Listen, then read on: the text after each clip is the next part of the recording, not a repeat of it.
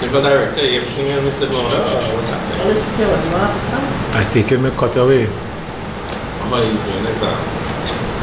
Anyway. That's all.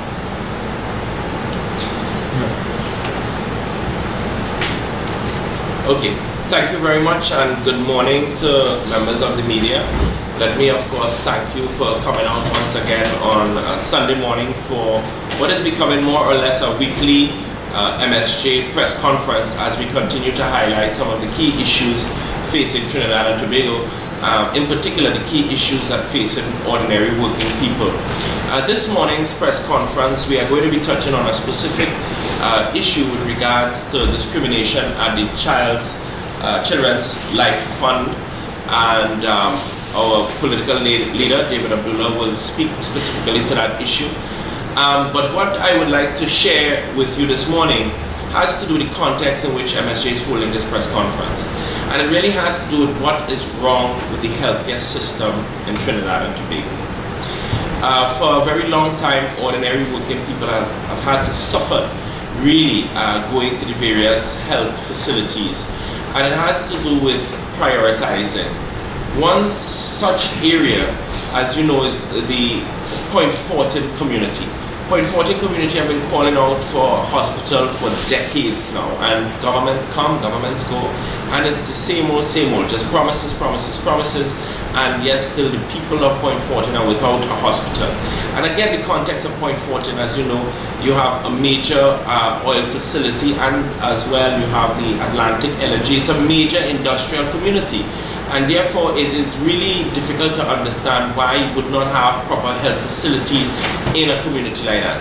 And from our point of view, it has a lot to do with the kind of discrimination that takes place in terms of which communities get what services. We've seen communities have had to protest for water, infrastructure such as roads, as well as jobs. Well, for the community of Fortin, they have had to languish now for decades without a hospital.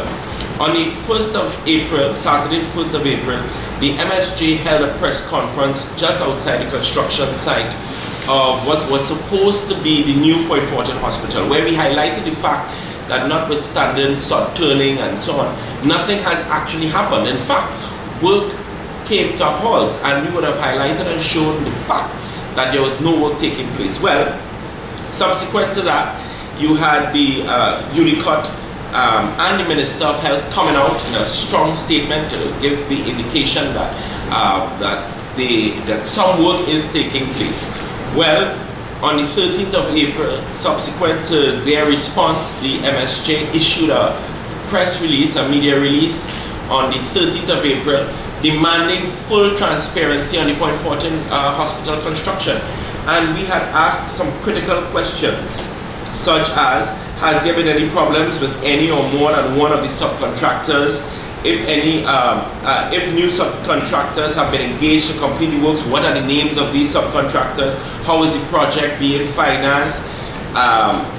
If loan financing was obtained? We asked a number of questions which were not really answered. Well, it turns out now today, on June the 4th, nothing, absolutely nothing is happening at the Fortin, on the Fortin Hospital, which means that since April 1st till now, that's 2 months and a few days after UDICOT and the Minister of Health would have come out to say that the MSJ was incorrect in highlighting the fact that nothing was happening at the Fortin Hospital. It turns out now, 2 months later, if you go down to the site, there is absolutely nothing happening at the Fortin Hospital. Now that is another example and another manifestation of the failure of and the crisis within the healthcare system of Trinidad and Tobago. And what is absolutely unfortunate is that the people most affected by our poor healthcare system has to be the poor and working people. The MSJ stands very strong behind ordinary working people of Trinidad and Tobago, and therefore we are calling on the authorities, we're calling on the government to come clean on the Fortin Hospital. And it cannot be that after decades of the people of Fortin crying for their hospital, which hospital anyone would agree is required in an industrial community such as Point Fortin, where you have Trinma operations as well as Atlantic LNG. And yet still nothing. Is it because that poor communities don't come? This is the question the MSJ is asking this morning. Is it that healthcare is, quality healthcare is something only for the privileged, for the elites, for those who have? And what about the rest of Trinidad and Tobago? What about other communities? We believe that every citizen in this country is entitled to quality healthcare. And therefore this crime being committed against the community and the people of Point Fortin, we would like to immediately call on the government to come out very clean to the people of Point Fortin and to the people of Trinidad and Tobago with regards to the Point Fortin Hospital. And we also would like to immediately state that we are not, as MSJ, not satisfied with the healthcare system in Trinidad and Tobago, which clearly provides only quality healthcare to a certain privileged grouping, whilst the rest of Trinidad and Tobago, whilst the poor and working people have to suffer. Thank you. So that would have been the intro, the context, and so on in terms of the healthcare system and Point Fortin Hospital. I'll now turn over to our political leader who will speak to another aspect of that continued crisis in the healthcare system.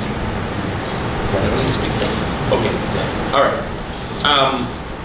We would like to have actually Ronnie Adams, who would have been another victim, him and his daughter would have been a victim of, again, the crisis within our healthcare system, but also the kind of discrimination that, that continues to take place within this system. So let me ask Ronnie Adams to speak to you in terms of this very specific issue, and then our political leader, David Abdulah, will bring all of it together.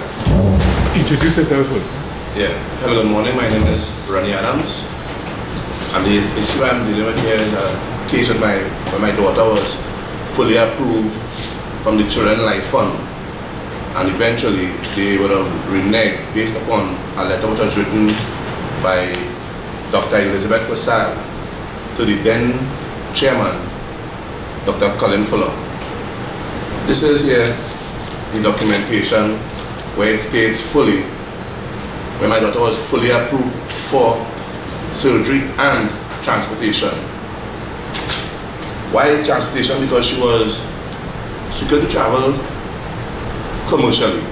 She had to go via an air ambulance because she wasn't able to breathe on her own, and high altitude would have been fatal. So we needed an air ambulance where she would have been cared by 3 specialists would have came down and have the requisite machinery to transport her back to the US. This is the 10th of March 2015. A letter from the Children Life Fund states, please be advised that Jordan Adams had been accepted for urgent surgical intervention for her cardiac condition at the University of Miami Jacksonville Memorial Center under the care of Dr. Hussein Tiki. Jordan will be accompanied by her mother and father, Carvel Clark and Ronnie Adams. The Children Life Fund Authority has accepted full responsibility for covering all costs for hospital, physician, and air travel. There will be no burden on the US, United States of America, disbursement of funds via the Children Life Fund will take care of all of that. We will have waited, well, this was quite in March. We will have reached April, May, no avail. Nothing took place. So I then was getting worried because time was going by. She would have had 2 cardiac arrests at the age of 2 months. And every time you go, now when she was in Mount Hope, you couldn't go for prolonged stints because for the intensive care she would have been allowed at least 15 minutes for 24 hours. So for 3 months, I would have only been able to be with my daughter for about 15 minutes for 3 months, daily. And every day you go, they will keep telling me, if this surgery doesn't happen now, if she had a next cardiac arrest, it could be fatal. So Dr. Nunez would have been the original physician from South here. He would have made the requisite recommendations. And this here is the signed off approval, where all the members of the board would have signed off, with the exception of Dr. Colin Furlong. You would have had Mr. Dennis Cox, Mr. Prague, Dr. Martinez, Fernandez, Dr. Hilary Casabon, Ms. Stacy Sitaram, Ms. Bernadette Solomon Korma, and Ms. Groom, Carletta Groom. These would have been the people at the board then who would have signed off on the document. So we would have received we were visiting a day, and the air ambulance would have called. That would have been a Monday, and they say, okay, they will be here on the Thursday for us to go for her to, I thought it would have been in March. I thought it would have been March. So the 10th, I thought it would have been March. Later on, it would have been between the 10th and the 16th of March. I can't remember the exact date right now, but my next document is here. Yeah. They were taking the vitals of the child, everything, and they told us we need to be at the Mount Hope for 9 o'clock when the people come to transfer. Upon arrival at the Mount Hope, we were told that we get a hold on a while because Dr. Colin Furlong didn't sign. And as soon as he signed, we'll be on our way. That never took place. So we would have reached May, June. I would have then gone to Fortin, where I'm employed, asking for some sort of assistance. I was informed by them that they do not really deal in the healthcare. What they do is oil and gas, but they would still look at assist in any way. After my daughter was fully, as you see here, fully approved by the CLFA. What I would have realized later when I was informed by someone on the board then that the doctor in her mind thought that my daughter was so ill that she would not have made it. So it wouldn't be feasible to spend that quality of money to give her opportunity to live. So time go by. In a board meeting also, Dr. Colin Furlong, it is alleged, I wasn't in the meeting, he himself asked, would it be feasible for this child, the worthy surgery, to spend this amount of money? Then it took a decision. A group of people normally just come to do charity work in Trinidad here. I was informed of all of this in front before they actually came to me by the person who on the board. And they have told me I would come to you to tell you they want to allow these people to come and do the surgery. But when they come, ask them 2 questions. After the surgery, they need a special machine to restart the heart. Is it available? And she needed a special type of anesthetic because she was so young. Is it that also available? So in a meeting we would have had at Mount Hope. Present in that meeting would have been Dr. Chen, the doctor from the CHC, which is the Caribbean Heart Center, right, also in Mount Hope there. I can't remember his name at this point in time. The Social Security Officer, Social Services Officer, Ms. Lee Cock, the head nurse, my wife, and I was there via phone. I was offshore. So when I asked the question, was these things available? The doctor from the CHC would have jumped up in a very disrespectful way, asking me if I ever saw the machine. I said no, I would have not saw the machine. I'm not a doctor. Nobody in my family before was evaluation like this. I wouldn't be privy to that. Lo and behold, it was after we would have hired Dr. Diane Alexander to visit my daughter at the hospital. We would have been informed that even still the machine was available here. Because I even decided to rent the machine. They wanted to rent it. It had no doctor with the skill set to operate the machine. So it wasn't even making any sense to bring the machine. So we go on down the road again. And she would have written this letter here to Dr. Colin Furlong.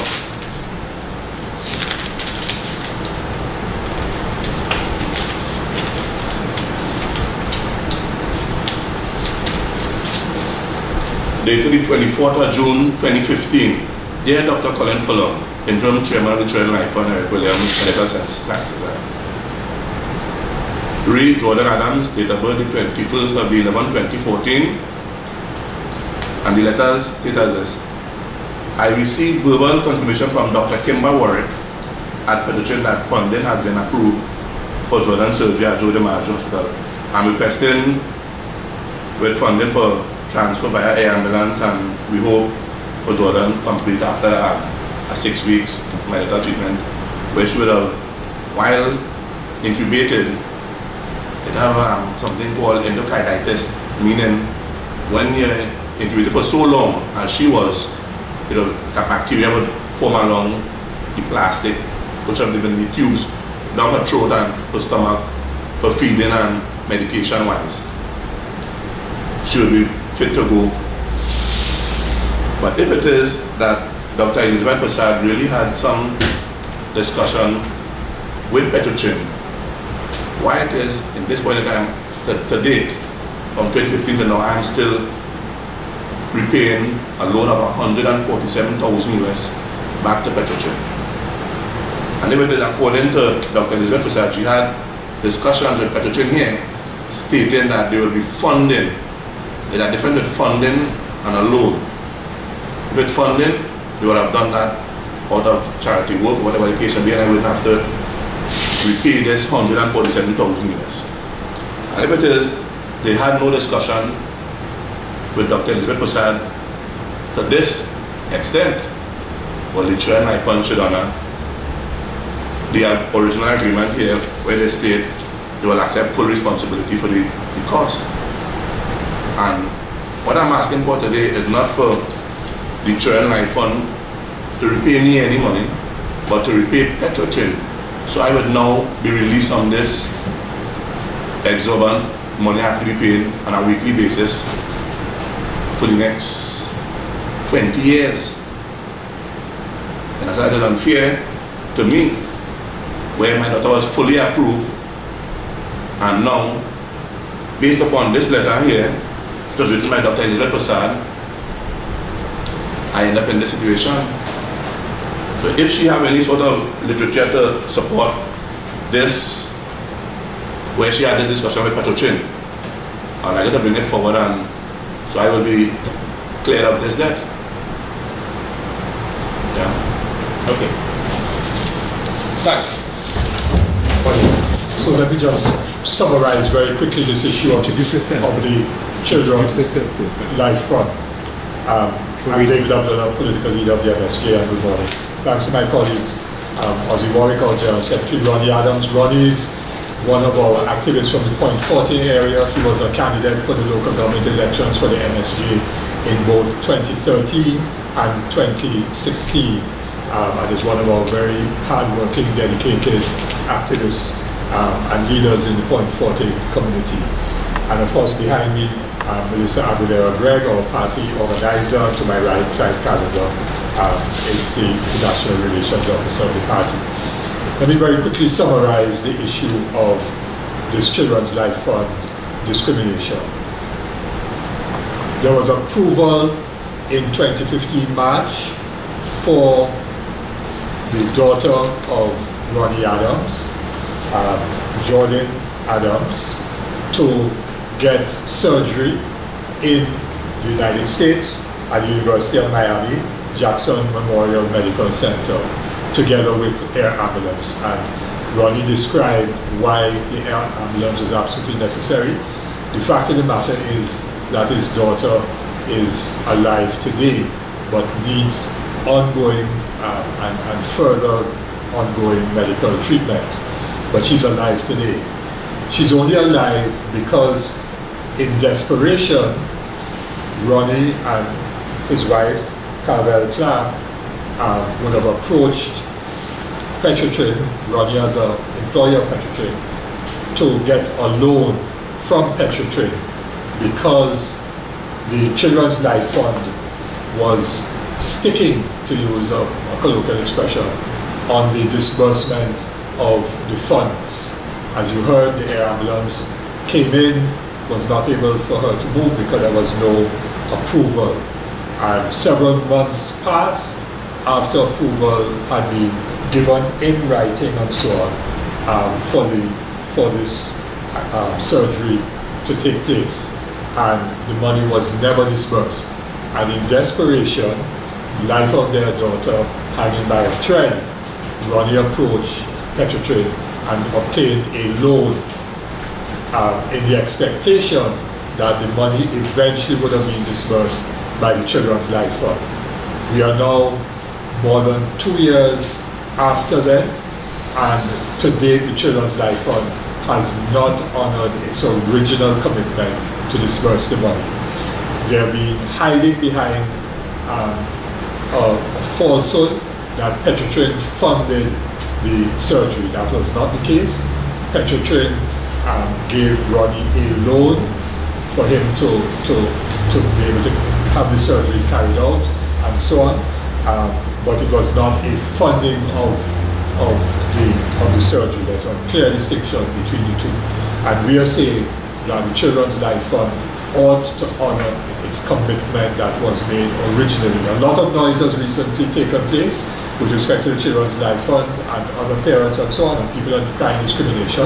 But we want to say, without fear of contradiction, that Ronnie Adams was discriminated against in 2015 by Dr. Furlong and the Children's Life Fund and the then Minister of Health and the UNC government because he was an activist of the MSJ and an officer of the Oil Fields Workers Trade Union. That is what we are maintaining today, and we feel very strongly about it, and that wrong must be put right immediately. So that is that issue with respect to the Children's Life Fund.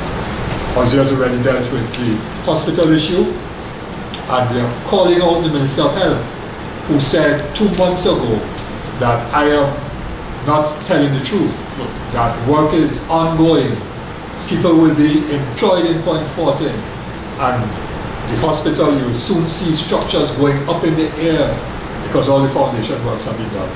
Nothing has happened in the last 2 months, and we are calling out the Minister of Health on this particular issue because the Point Fortin Hospital has to be built and built urgently, and the people of Point Fortin not only need the hospital, but the people of Point Fortin need employment on the hospital side.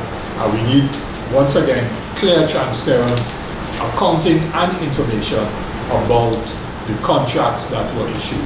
And we are quite happy to provide you with another copy of our media release at the time so that you can see what questions we posed to the Minister of Health. 2 other issues I want to deal with. Yesterday, I was in the Arima market together with a number of our activists. We had 2 of our candidates from the November 2016 elections, Patrick Begans and also Derek Subero were with me.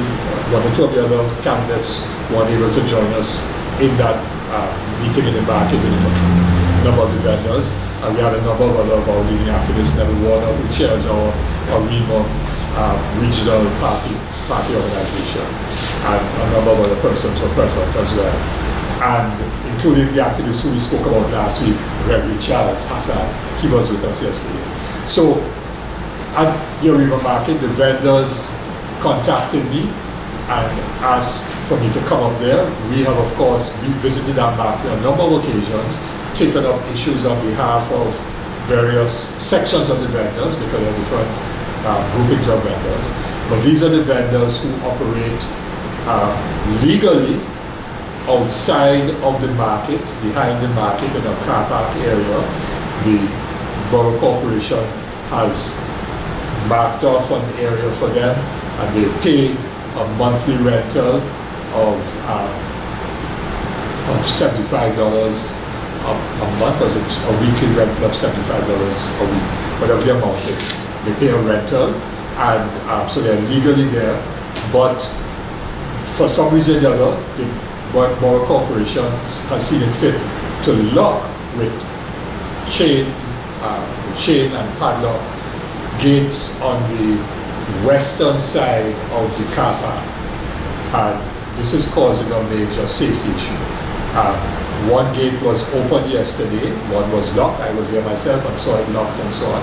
This morning the vendors called me very early this morning and said that the 2nd gate was locked this morning, which means that if there was an incident like a fire or some other incident, the persons, both vendors and persons doing their market, would be entrapped in an area with only one exit.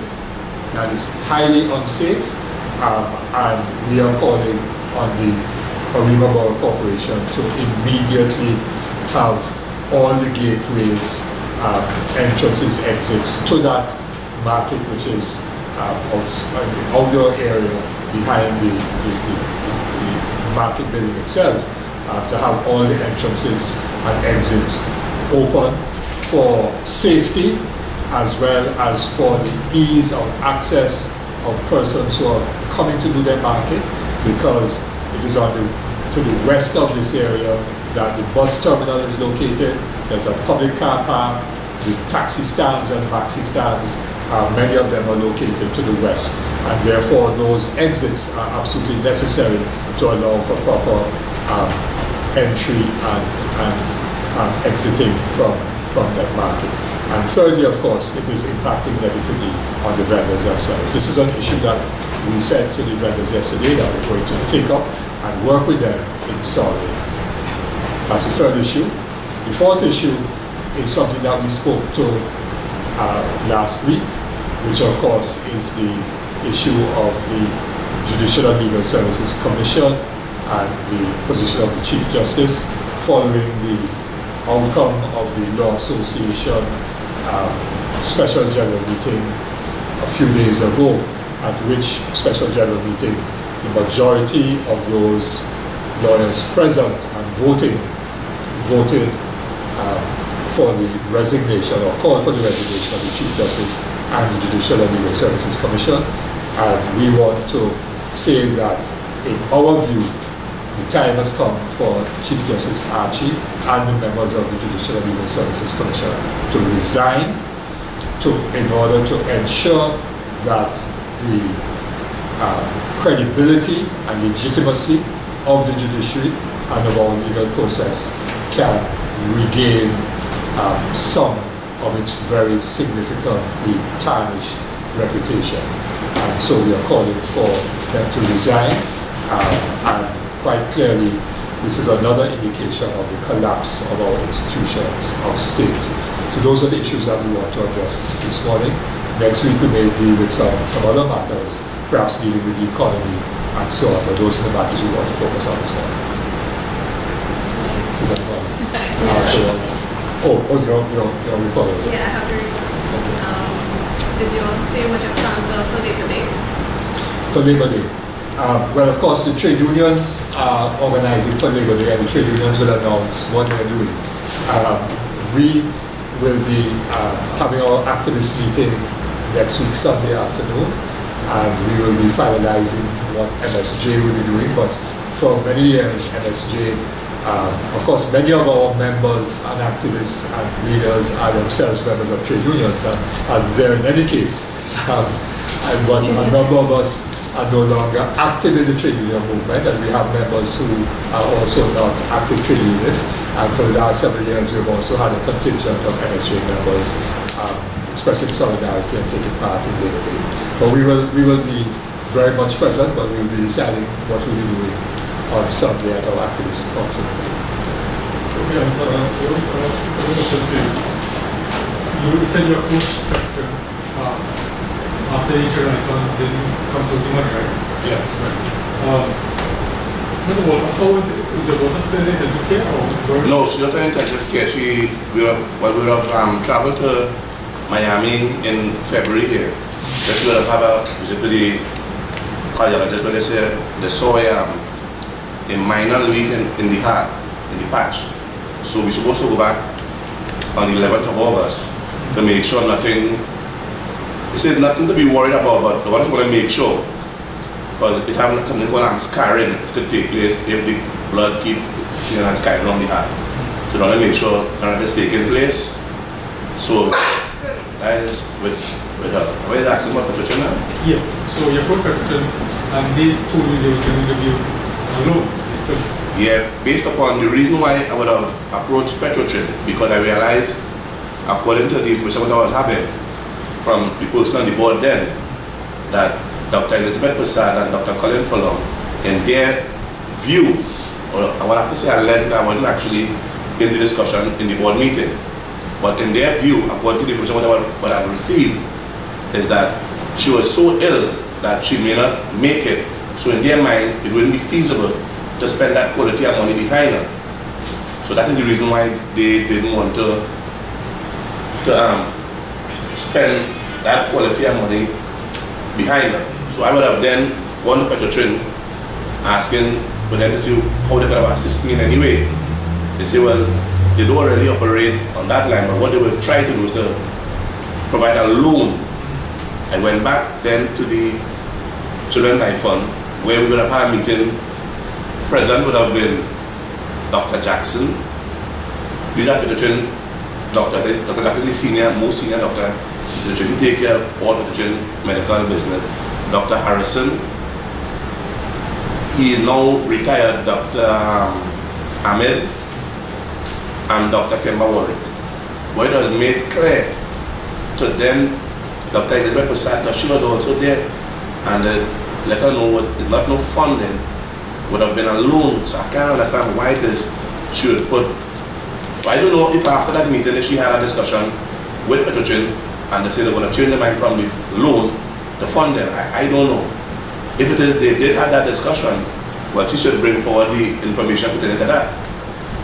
But when I was there with the doctors from Petrotrin and the doctors at Mount Hope, the discussion was if they could facilitate it, because this is going to be a large loan, $147,000 US, it's not easy money, and they would have informed them on that.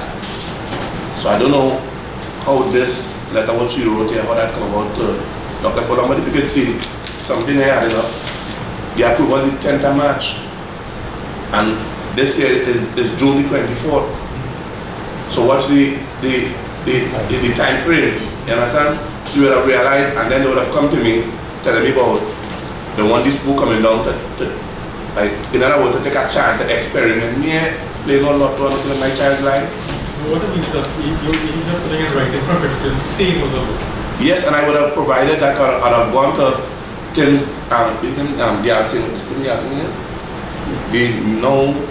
Terrence Dancing. I'd have gone to his office on numerous occasions when he have no assistance. You understand? Over 7 times if you go and check the register, I would have signed in, going to have discussion, carrying all the notes. Even the interim chairman who was there before the present manager, Dennis Cox, when he was the interim chairman, he would have asked for all this document, I would have carried it for him. And he would have seen the petition wrote that there is not a fund, there's a loan. So this present government, they are fully aware of the situation as well as the last government. So that they say like, they don't know, they all know, and probably they are colluding, they have discussion with each other, and they take a drink and they laugh at it. What I'm saying on a serious note here, the United People's Partnership, they know about this. The People's National Movement, they too know about it, and they know about the injustice what is going on here.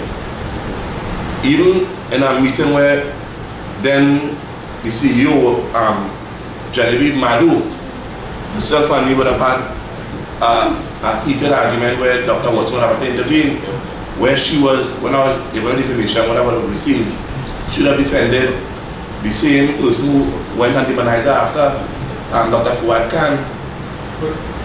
So, did the children give you any reason why they... Well, they gave no reason, but eventually when I would have obtained this document from someone, I wouldn't say who, you would have seen the reason why the Children's Life Fund didn't do it is based on the letter which was written by Dr. Elizabeth Prasad on the 24th of June, where she claimed Petrotrin told her that they were going to fund it. So that is the whole thing here. I told you, I was not a part of that meeting. So if afterwards, where we would have met with Petrotrin, myself and her, if they had a next meeting where they would have discussed that, I cannot say. But if it is, that was discussed, well then Petrotrin now should release me, because they say they're going to fund it, and funding and a loan is two totally different things.